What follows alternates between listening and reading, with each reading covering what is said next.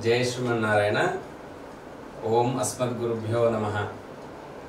अस्मदाचार्य पर्यन्तां वंदे गुरुपरंपरां। श्रीशैलेश दयापात्रं धीभक्त्यादिगुणार्णवं यतीन्द्रप्रवणं वंदे रम्यजा मातरं मुनिं। लक्ष्मीनाथसमारम्भां नाथयामुनमध्यमाम् अस्मदाचार्य पर्यन्तां वंदे गुरुपरंपराम्। ओम अस्मद्गुरुभ्यो नमः। उग्रं वीरं महाविष्णुं ज्वलन्तं सर्वतोमुखं नृसिंहं भीषणं भद्रं मृत्युर्नमाम्यहम्। आपदामपहर्तारं धातारं सर्वसम्पदां लोकाभिरामं श्रीरामं भूयो भूयो नमाम्यहम्। यो नित्यमच्युतपदां भुजयुग्मरुक्म व्यामोहतस्तदितराणि तृणाय मेने अस्मद्गुरोर्भगवतोऽस्य दयैकसिन्धोः रामानुजस्य शरणौ चरणं प्रपद्ये।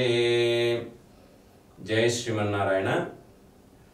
భగవద్బంధువులందరికీ కూడా శుభోదయం. మనము మన హైందవ ఆచారాన్ని ధర్మంగా పిలుస్తాం. మనం సంకల్పంలో కూడా చెప్పుకుంటాం ధర్మ అర్థ కామ మోక్ష చతుర్విధ ఫల పురుషార్థమని. అంటే ఏదైనా సరే పనిని ఒక ధర్మంగా మనం చేస్తే ఆ ధర్మం ద్వారా మనం సంపాదించినటువంటి ద్రవ్యాన్ని మనం కోరికలు తీర్చుకోవడానికి ఖర్చు చేస్తే అది ఆనందకరమైనటువంటి జీవనానికి తీసుకువెళుతుందట. అదే జీవన సాఫల్యము అని మన పెద్దలు చెప్పడం జరిగింది. ఆ విధంగా మనము ఈ ధర్మాచరణలో ధర్మో రక్షతి రక్షితః అనేటువంటి మన పెద్దలు సూచించినటువంటి ఆ ధర్మాన్ని రక్షిస్తూ దాని ద్వారా మనం కూడా కాపాడబడుతూ మన దేవాలయాలు, మన ఆచారాలు, మన సాంప్రదాయాలు, మన కట్టుబాట్లు అన్నీ కూడా నిలబెట్టుకునేటువంటి బాధ్యత మనందరిది.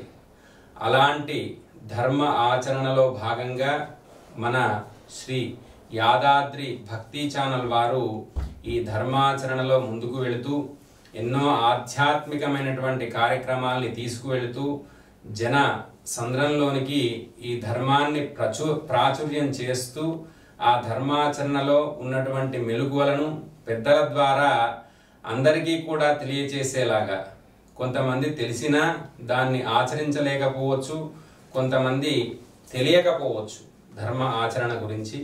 అలాంటి ధర్మాన్ని మనము ముందుకు తీసుకువెళ్ళేటువంటి బాధ్యతను తన భుజస్కంధాల మీద వేసుకున్నటువంటి శ్రీ యాదాద్రి భక్తి ఛానల్ యాజమాన్యానికి, అందులో పనిచేసేటువంటి ఉద్యోగులందరికీ కూడా శ్రీ యాదాద్రి లక్ష్మీనరసింహస్వామి అనంతమైనటువంటి శక్తిని, మానసికమైనటువంటి శక్తిని, ఆర్థికమైనటువంటి శక్తిని అందించాలి అని చెప్పి కోరుకుంటూ, యజ్ఞం ద్వారా వచ్చేటువంటి ఫలము చిరస్థాయిగా నిలబడుతుందట.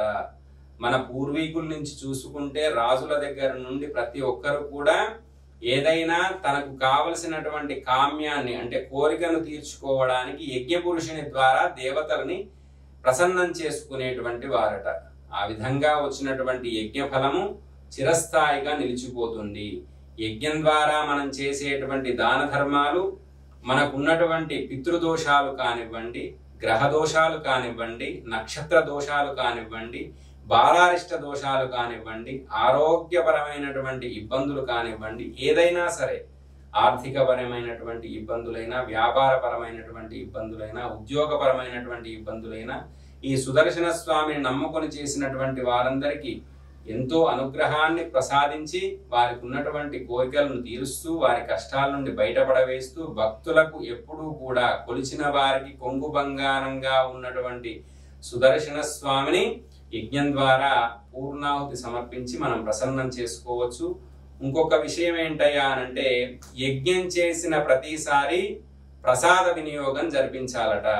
అది కొద్దిగా చేసినటువంటి ప్రసాదమైన, అన్నదానమైన, ఏదైనా దానంగా మనము ఆ యజ్ఞ ఫలాన్ని పొందవచ్చట. అలాంటి దాన ధర్మాలు చేసేటువంటి సత్సాంప్రదాయంలో మనం ఉన్నాం కనుక, దాన ధర్మాలు కలిగించేటువంటి హిందూ ధర్మంలో మనం ఉన్నాం కనుక, ఎప్పుడూ కూడా ప్రతి ఒక్కరి బాగోగులు కోరుకునేటువంటి మంచి ధర్మం మనది కనుక, సర్వే జనా సుఖినో భవంతు అనేటువంటి నానుడి మనది కనుక ఈ ధర్మ ఆచరణ చేస్తూ ధర్మ ప్రచారం చేస్తూ మనము ఈ యజ్ఞం ద్వారా వచ్చినటువంటి ఫలాల్ని మనం పొందుతూ 10 మంది చేత పొందేలాగా చేస్తూ ఈ ధర్మ రక్షణలో భాగంగా సుదర్శన స్వామిని యజ్ఞం ద్వారా కూడా మనం ప్రసన్నం చేసుకోవచ్చు. జై శ్రీమన్నారాయణ.